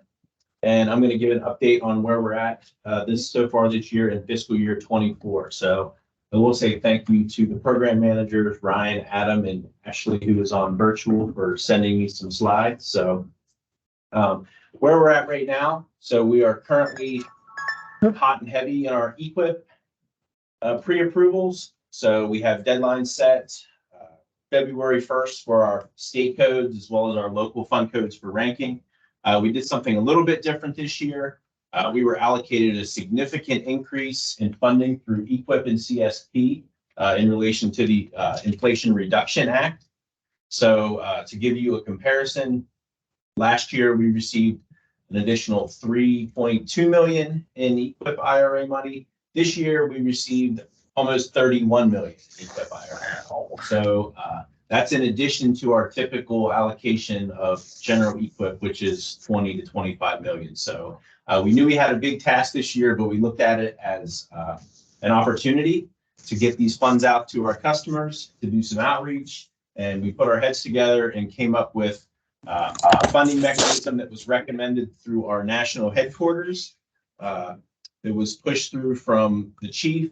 That was called Act Now. Some of you may have heard of it. And what Act Now is a funding mechanism for us to get money out into the customer's hands quicker, and to where we announce a funding round. And basically what happens is we cycled it every 2 weeks. We set a ranking threshold score. Every application that was ranked within that threshold score was then pre-approved. We set a funding limit, which we had set at $5 million per area. As most of you know, Pennsylvania NRCS is split into 3 administrative areas. So we targeted $15 million of this Inflation Reduction Act money to go towards the Act Now cover crop program in Pennsylvania. And basically what we looked at was running the first batching. I believe we ended the sign up on December 1st, and it was very, very popular. So next slide, yeah, that one. So as you can see, we have pre-approved all of our, not only all of our Act Now allocated money that we set aside originally, but we pre-approved all of our IRA allocations. So over $31 million we have pre-approved right now. It's going out to participants. So that's broken down within the administrative areas. So northeastern Pennsylvania, southeastern Pennsylvania, and western Pennsylvania. We also ran Act Now for our National Water Quality Initiative, looking at different watersheds, and we were able to pre-approve all of our initial allocation through EQIP for NWQI through Act Now. So you can see right now we're at about 3.15 million, and we still have an additional couple million in NWQI applications that we're looking to fund later on in the funding cycle. Next slide, please. So currently, and this is being updated by the day. So Ryan gave me an update before this meeting on obligations, but we looked right before, and we're now at 8 contracts obligated for almost $800,000 on about 2,500 acres. So we expect this number to increase significantly day by day as these contracts are coming in. We're looking to have all these contracts obligated and on the books ready to go by March 1st. So field offices are working very diligently, right, Dan, to get these contracts on the books. Okay, next one, please. Well, is that the last one? Next presentation. Oh, next presentation? So Okay. that's EQIP AMA. Any questions on that program before we move on to CSP? CSP? CIG? Okay. Okay, next slide, please. Okay, so this presentation is covering our conservation innovation grants, the conservation stewardship program, and also some other components. We had talked about NWQI as part of our EQIP program, which we ran through the Act Now Fund Pool. Okay, next one, please. Okay, so for the conservation innovation grant, actually did reviews for the National CIG Classic as well as the on-farm trials. The state competition notice of funding opportunity has not been released yet from the national office, and all interested groups should get on the new release mailing list. So if you know anybody that's interested in a CIG, have them reach out to Ashley at the state office. And that's on farmers.gov. All you do is click the CS or the CIG and you'll get the news releases. So for the conservation stewardship program, so another popular program with us, and lots of big changes coming for CSP for fiscal year 24. Some of these changes were implemented for the CSP renewal cycle for last fall.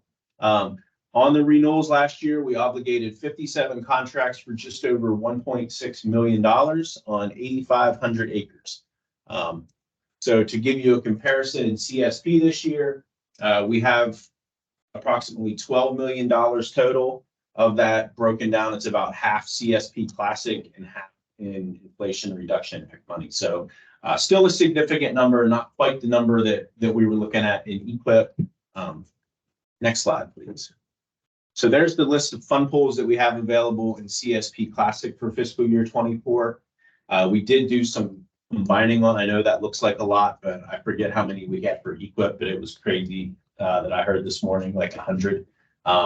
So we did do some consolidation on these.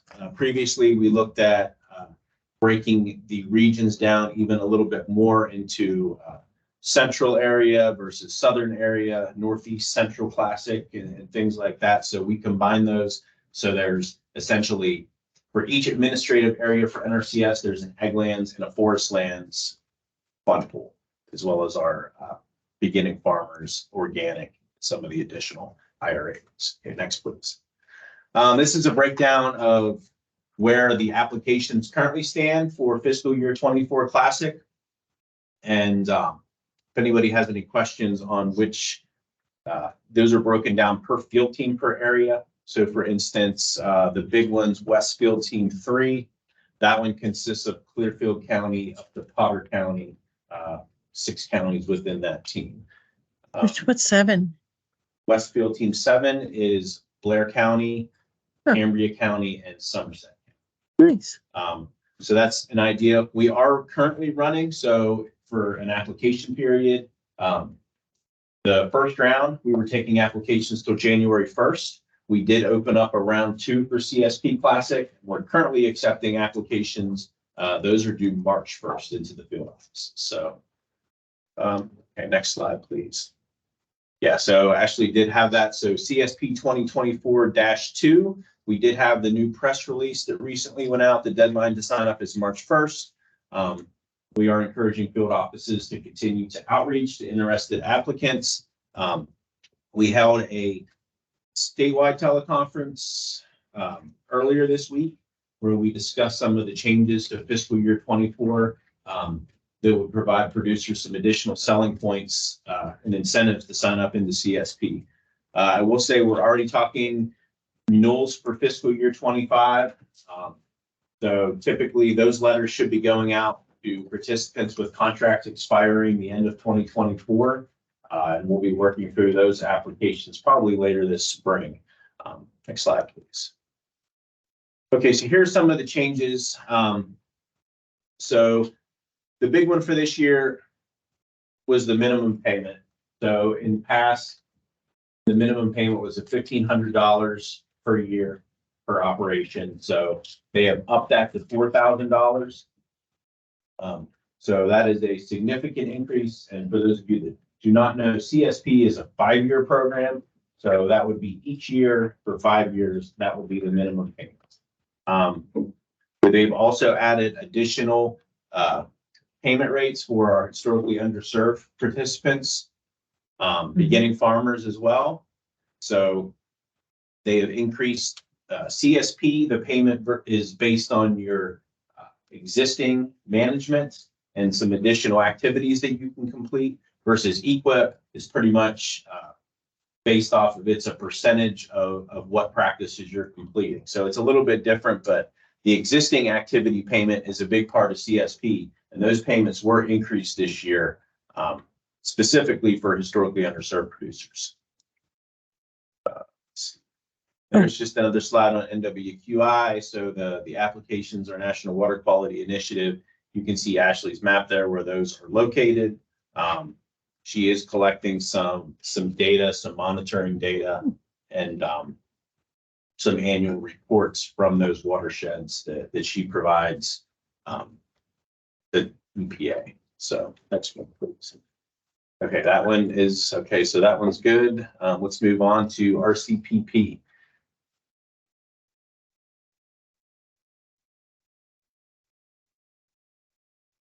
All right. Very good. I told the team at staff meeting that I was happy to get up here and cover everybody's slides on their programs. And I think they were happy for me to do it. But I just requested slides, and I'm glad that everybody is actually here for questions anyway. So RCPP, so Let's see.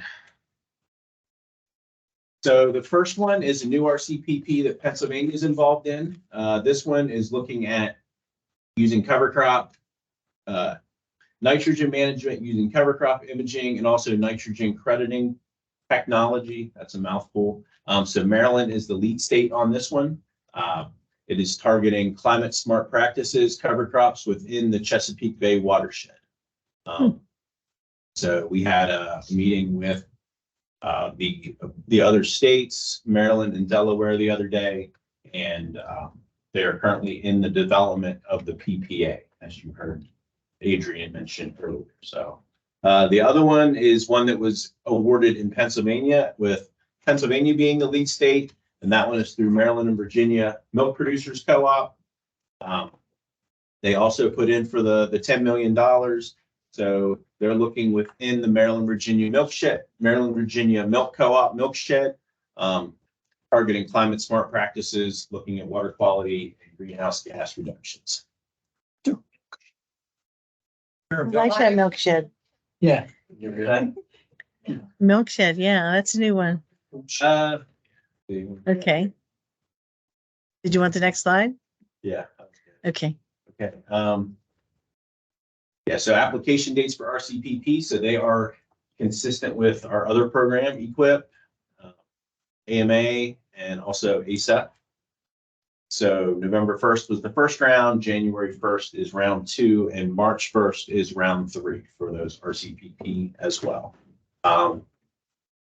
The one new one that we have for this year, the farmland preservation and climate change mitigation. So that one, fiscal year 24 is the first year that we're accepting applications for that one. That one is targeting preserve farms. It is through Pennsylvania Department of Agriculture. And I know that they have provided some outreach materials to the local offices, as well as some of the local businesses. So we are looking forward to, hopefully a lot of applications coming in for that one, and some practices getting done, hopefully similar to what Adrian and the Conservancy were able to accomplish on their first year. Y24 notice of funding opportunity. So that will be available this winter, and we are currently awaiting that notice. So that will be going out for new projects. And anybody with RCPP questions, contact Adam. He's the program manager, Adam Dellinger, here in the state office. And I am also happy to announce that we do have a new employee, Ryan Such. So he started this week, and he will be also working with RCPP, with Adam, and also with Melissa on the easement side. So happy to have Ryan on board as well. Mm-hmm. I think that was it for me, right? Yes, it is. Okay. Yeah. You are early. Thank you very much. Does anybody have any questions? Any questions? Anybody online have questions about programs?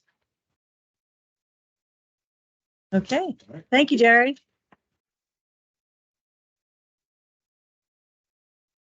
That takes care of everyone. Okay, and we're down to our partnerships and easements report. I am going to yield my time to Kristen Hand. If Kristen Hand is online, and I will bring up the story map. Kristen, are you available? Yeah, hi, I am here. I just Great. posted a link in the chat as well to this story map. Okay, there's Kristen, and I will bring up the story map. You should be able to see that now. Is that correct? Yes, yes, thank you. Okay, and I'll run through that. That's great. So wanted to take some time and appreciate having a little bit of time on your schedule today to talk a little bit about an exciting prospect here in Pennsylvania. We have submitted, as of today, we have submitted an application for the Sentinel Landscape Program. And so just wanted to touch base and tell you guys a little bit about what this is and our application process.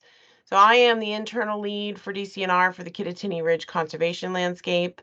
And for with all these big acronyms and everything. The Sentinel landscape, if you move down to proposed boundary, we can click on the map itself and it'll pop it up a little bit bigger.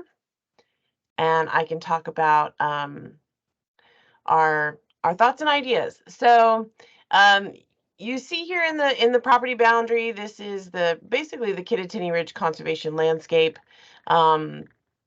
And we did expand it a little bit for the purposes of the Sentinel Landscape Program. Now, the Sentinel Landscape Program is a beautiful marriage between conservation and military preparedness and needs. Within our landscape, we have several military installations, and we have found working together over the years that there is a lot of overlap between our needs and their needs. For instance, in the blue area, you'll see that's our aviation training corridor. Fort Indian Town Gap is the nation's busiest training facility for the National Guard, and the blue area is their training corridor. And so one of the things that is crucial for their training corridor is dark skies, because they like to try and practice their night operations. So it is something that we're very keen to try and promote as well from a conservation standpoint and a species standpoint. So this is just one example of how we're working together to try and influence the area, talk to local governments about compatible use ordinances, and also just try and help with easements and workshops on helping local governments understand how we can all work together. You can close that out now. If you scroll through this, you'll see at the top there's proposed boundary, current land use, resources and climate resilience, anchor installation footprints, threats, and conclusion. So I'm just going to kind of skip through this a little bit, and you're free to explore this on your own.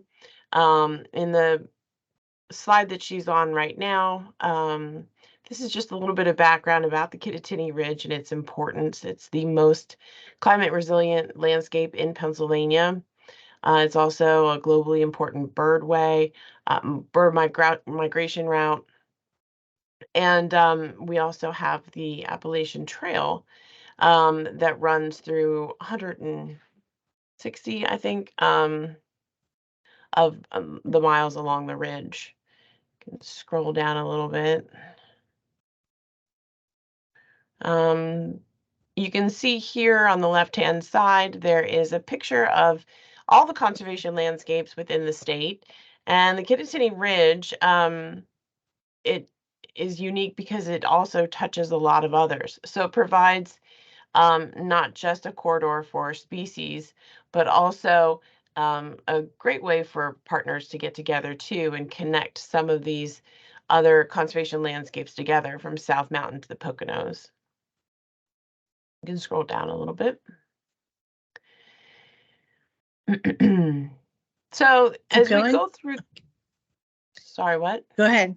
Go ahead. As we go through these slides, you'll see a lot of different information that's packed into this Sentinel landscape story map.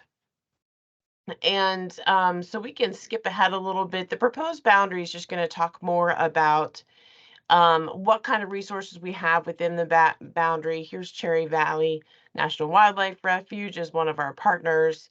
It goes on then to talk a lot about the military installations along our ridge as well.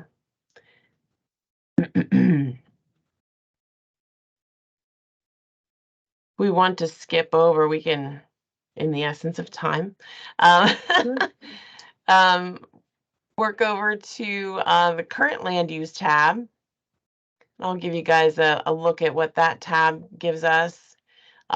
This is basically some research and information that we've pulled together about our working lands across the ridge. So go down.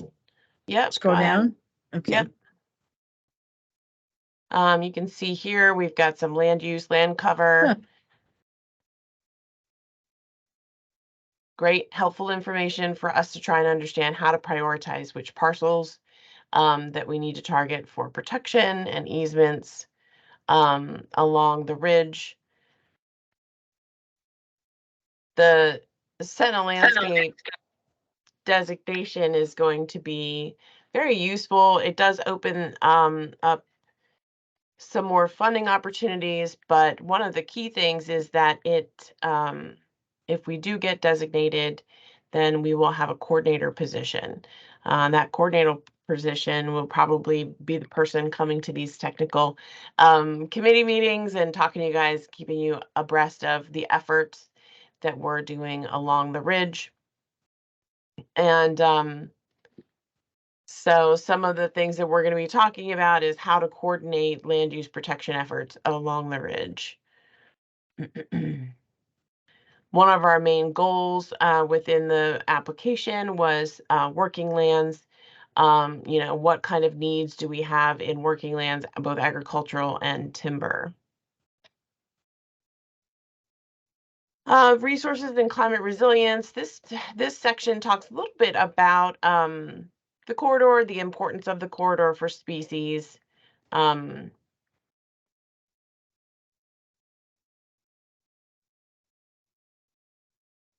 then you can see how it's a crucial migratory pathway. And one of the things I like to stress is having this green ribbon landscape is not just important for birds, but it's also important for a lot of other species that are trying to move to higher elevations or more northern climates for climate resiliency. You can see here we've got a lot of important mammal habitat areas. The conservation landscape even just gave out awarded a mini grant for a study on small mammals across the ridge. So it's very exciting to continue to do this work and then have more coordination.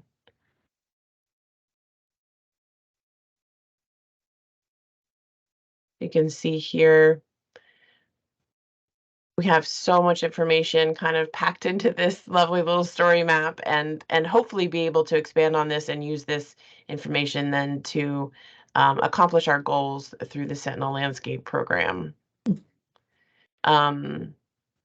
we want to skip over, we can go over to the anchor installation footprint.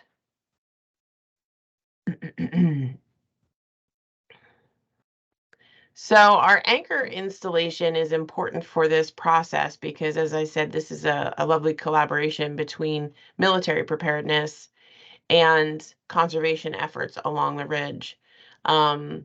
This section of the story map talks a lot about Fort Indian Town Gap and its importance for national security and being able to train. It's got some really cool videos of things getting blown up. So if you're into that, it's a lot of fun to watch. But it also talks a little bit about some of the other things that are important about Fort Indian Town Gap.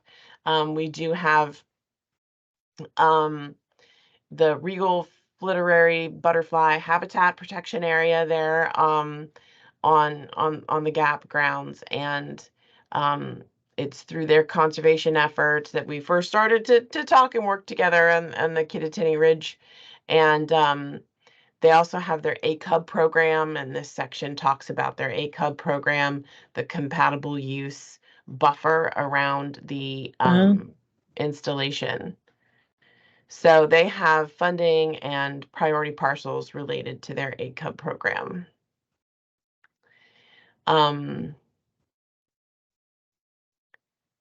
I used to actually live in Halifax area, outside of Halifax, and we could hear it. And when we purchased land up there, the township actually made us sign something on the deed that said we understand that this is a noisy area, and that it's also agricultural area.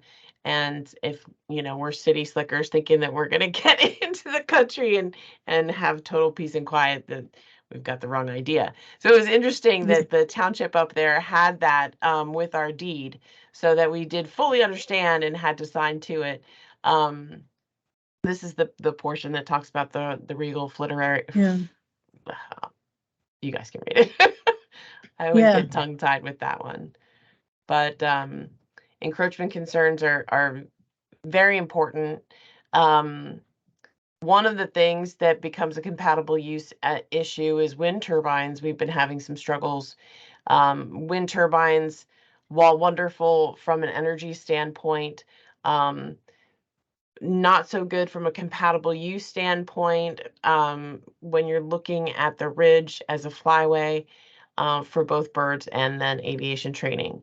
So getting that information out there and trying to work with local municipalities to understand that some things are good, but not necessarily in the right place. You have to kind of think about that compatible use for the area and what's the overall best use and best place for these things. Same thing with, we have a lot of warehouses going in on the south side of the ridge.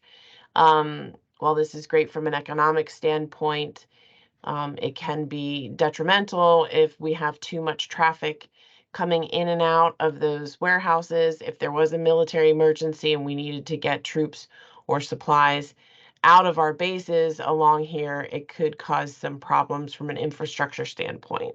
So I don't know if anybody's been on 81 North lately, right by the Linglestown exit. Seems like every time I hit that spot, it's like nothing but a line of tractor trailers. So, like I said, it's not that we're saying that's a bad thing. It's great for commerce, and the economy, but at the same time, we have to think about the compatible uses. What can we do to try and help the military installations ensure that they can get what our troops need in a quick, timely fashion? So this is talking about some of those threats. We go through and present a lot of information about the threats that we're facing. I think it was 9 out of the top 20 fastest growing counties are along the ridge. So that's something to definitely keep in mind as we move forward. We're trying to protect some of these areas because it is crucial. And how do we work with the municipalities to try and help with that? One of the ways that we try and do some of this is through the promotion of outdoor recreation and trying to preserve some of this land for outdoor recreation, so that in some of the communities along the ridge, we're still providing economic benefit through trying to help encourage outdoor recreation infrastructure. And that provides more of a sustainable economy. A lot of towns, especially on the north side of the ridge, you still have some old coal towns up there that are now environmental justice communities. And so how can we try and help those communities with their economies in a more sustainable way? And part of that is through outdoor recreation, trying to encourage those towns and municipalities to get together. We've got some funding available for some of that development and working together to try and prepare and get them into a more sustainable economy base instead of extractive industries like coal. This is a quick little movie. I don't know if you guys want to play it. It's our brand anthem. Just kind of Let's go for it. It's only a minute. Yeah. The Kittatinny Ridge is known by many names. The Lenape call it Big Mountain, others Blue Mountain and North Mountain. We know it simply as the Ridge, standing sentinel to our communities, backdrop to our lives. Its iconic peaks stretch nearly 200 miles across Pennsylvania, from the Delaware Water Gap to the Mason-Dixon line. Its pure headwaters fill our creeks and lakes and bring life to our native forests and rich farm valleys. It is home to 12 Pennsylvania counties, with world-class Appalachian Trail, a globally important migration birds, and is considered the most resilient landscape in the state for adapting to a changing climate. The Kittatinny Ridge is our gateway to the wild. It occupies the heart of our land and provides endless adventure. Kittatinny Ridge drives our economy. It sustains our natural resources. It powers our passions. Can you hear it? The ridge is calling.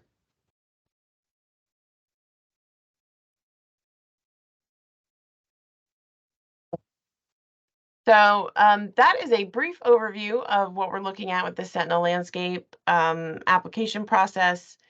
Like I said, it will bring some much needed resources to our efforts along the ridge. And if anybody has any questions, I'd be happy to try and answer them. Anyone in the room have questions? How about online? Anyone have questions online?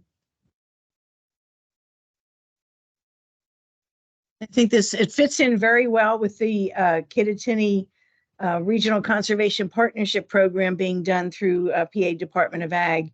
We'll talk real briefly about that in Melissa's, but it fits in very well, and the partners overlap a bit. And certainly it was an easy one to for NRCS to buy into and to have you here to talk about it. We really do appreciate it. Thanks for having me. Okay. There's nothing else. We'll go to, I think we have, I brought up the state technical committee page, and that is in your agenda, but the recordings, all of the handouts for today will be posted here as well as the story map. Okay, just so everybody knows. And last but not least, we have Melissa to talk about easement, to give an update on our easement, our ag conservation easement program. We have Melissa and Adam. Wonderful. They're tag teaming. Yeah. And then if we have time, I'm going to give Dimka Braswell of our urban subcommittee a couple of minutes. Okay. Thank you. Story map. Yes. Yeah. Good way to highlight really important resources in Pennsylvania, such as Kittatinny Ridge. So continuing on our theme of talking about the ridge and RCPP today, it's RCPP Day, which is great. We do have RCPP project right now called Kittatinny Ridge Conservation and Landscape Project. And as you can guess, it's focused on Kittatinny Ridge. Now, as Susan just mentioned, our lead partner is Pennsylvania Department of Agriculture, but there is a wide variety of other partners involved as well. Some folks overlap with the Sentinel landscape proposal and so forth, and other land conservancies as well. So as this slide says, $7 million that was set aside for easement acquisition across the Kittatinny landscape. And that's forest easements and ag easements. Now this map here is actually not a project map. It's just sort of a map explaining one of the resources of the ridge, which is bird habitat. But if you can see a faint yellow outline there, that's sort of our target area for this project. Now, the staggering thing about this project was that the partners offered $39 million in contributions for the $10 million total project. Next slide, please. So again, as I said, the main purpose of this project is for ag and forest easements. And the main resource concerns we're targeting here are aquatic habitat, terrestrial habitat, and then of course, the long-term protection of land that goes along with those easements. There are 3 military facilities, as we sort of already covered, 40 Newtown Gap, Letterkenny, and actually the Carlisle War College counts as a military installation, all within the area of the project. As sort of all these maps that you've seen today show, it is a globally important bird area, and it's a critical watershed protection for our waterways. So there's a lot of really good reasons to focus on and protect this landscape. Next slide. So another really interesting thing about this RCPP project compared to a lot of other ones, a lot of our other ones are focused on watersheds or state boundaries. This one's actually a landscape project. So the red here actually highlights sort of our high priority area. that really represents the ridge itself. The yellow and the green is what we call like a medium-ish priority area for the RCPP project, but it's lands that surround the ridge and support the ridge, the shoulders of it. So everything that's any land that's in one of these counties that's colored here is actually eligible under this project for easement assistance. So with that, I think I'll turn it over to Melissa to discuss applications that we received. Right, thank you, Adam. That's a really good summary of what this project is. We are year 3 in this project. It goes through April 2026 that we're kind of locking in our projects. Some of those projects will take longer to realize, but we're the nice thing about our CPP is it is a multi-year project. And we are halfway through, and we still have a lot more outreach and I guess applications we are hoping that we will receive. So we've kind of, it's such a big landscape, and we've heard, I guess in our presentation this morning, some really good outreach ideas. Yeah. That we're hoping that we will continue to do better outreach and get more applications in. So there was 7 million made available for the forest and the agriculture easements. At this time, we've obligated near 2 million. So we still can take a lot more applications. We have already closed on 3 easements in Cumberland County, and we have 3 in Schuylkill County that we are working through the easement acquisition process. And these are both agriculture and forest easements. Agriculture, this is a partnership, and these are entity-held easements. So the federal funding is just going towards a 50% match for the easement purchase price. Those easements are being held and also funded through that entity that is stewarding that easement, taking that easement application. So for agricultural easements, that is our county ag preservation boards. They are taking the applications for the RCPP ag easements. If there are farmers that want to preserve farms in the Kittatinny Ridge area, and for forest landowners that would want to preserve their farms and take advantage of these RCPP funds, those applications are being taken now by Berks Nature, Central Pennsylvania Conservancy, and the Monada Conservancy.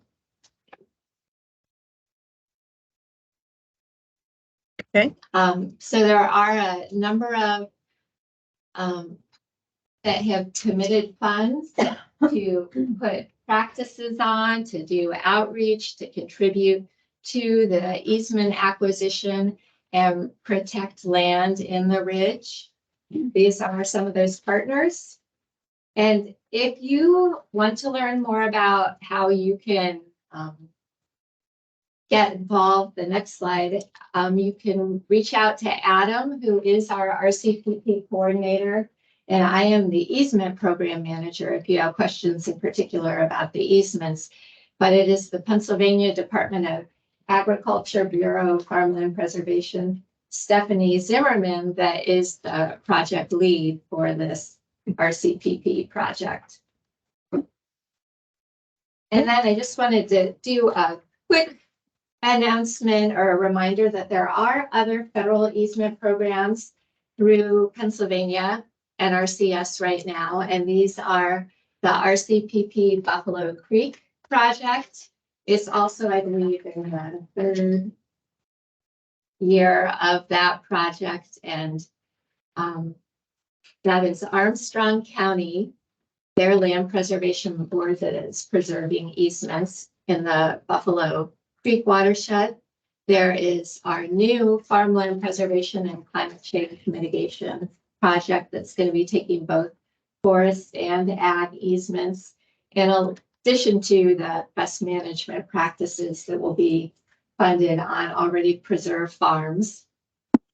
There is an annual ASEP ALE, ASEP Ag Land Easements. This is a statewide program that NRCS funds ag easements through on a yearly basis, and these are brought in through the county land preservation boards, and also the Land Conservancy of Adams County and the Lancaster Farmland Trust take applications for these ag easements. And then our other easement program, we have the Wetland Reserve Easement Program, and we are always accepting applications through the local NRCS office for landowners that have farmland that is predominantly hydric soils, if they would like to, and wetland restoration, habitat and wildlife protection easement. Oh, and just one last slide. I did send an announcement out before the meeting a month ago that we did have to finalize and adjust the valuation for the wetland reserve easements. And Pennsylvania does evaluation based on individual appraisals, but we do set a geographic rate cap, not to exceed rate for the counties based on the region that they fall in. And we did get one response, and those rates have increased by 12% since last year to take into account land value increases over a period of the last couple of years. Okay. All right. Any questions for Adam or Melissa? Just had a real question, and that was what you're talking about, the other federal easement programs, the ASEP, ALE, and the WRE. Those are NRCS held easements, but the Buffalo Creek and Farmland, are those held by the county? They're entity held easements. Okay. So the ag land, it's usually the county with Pennsylvania Department of Agriculture. They are co-entity holders. And then the forest easements are held by these other private conservancies. And RCPP is something that every year there's a new notice of funding opportunity, and it would be a potential opportunity for other conservancies or landscape areas to come together as a group and say they wanted to preserve a certain or do other kind of improvements, conservation improvements on a certain landscape or for a certain species. So there's RCPP is a way to leverage these funds to kind of create your own conservation targeted project. Your question? Yeah. Anybody else have questions? Oh, go ahead. Sure. Acreage for a wetland reserve. We have had a 10-acre minimum in Pennsylvania, unless it is one of our priority threatened endangered species, right? The bog turtle and the Massasauga rattlesnake. Then those can be smaller easements. Other questions? How about online? Any remote questions for Melissa or Adam? Okay, thank you very much.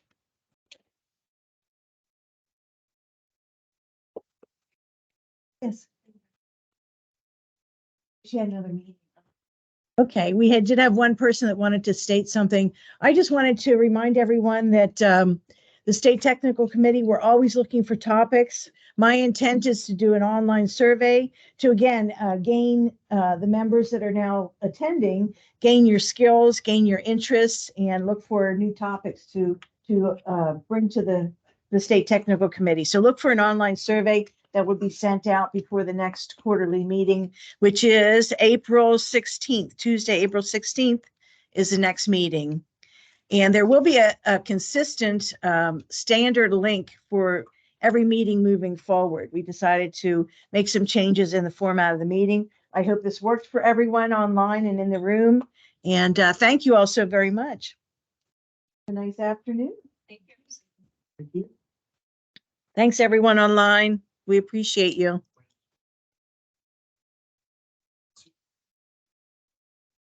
Yeah, I agree with you. I didn't know what I was. Myself Yeah, there. yeah.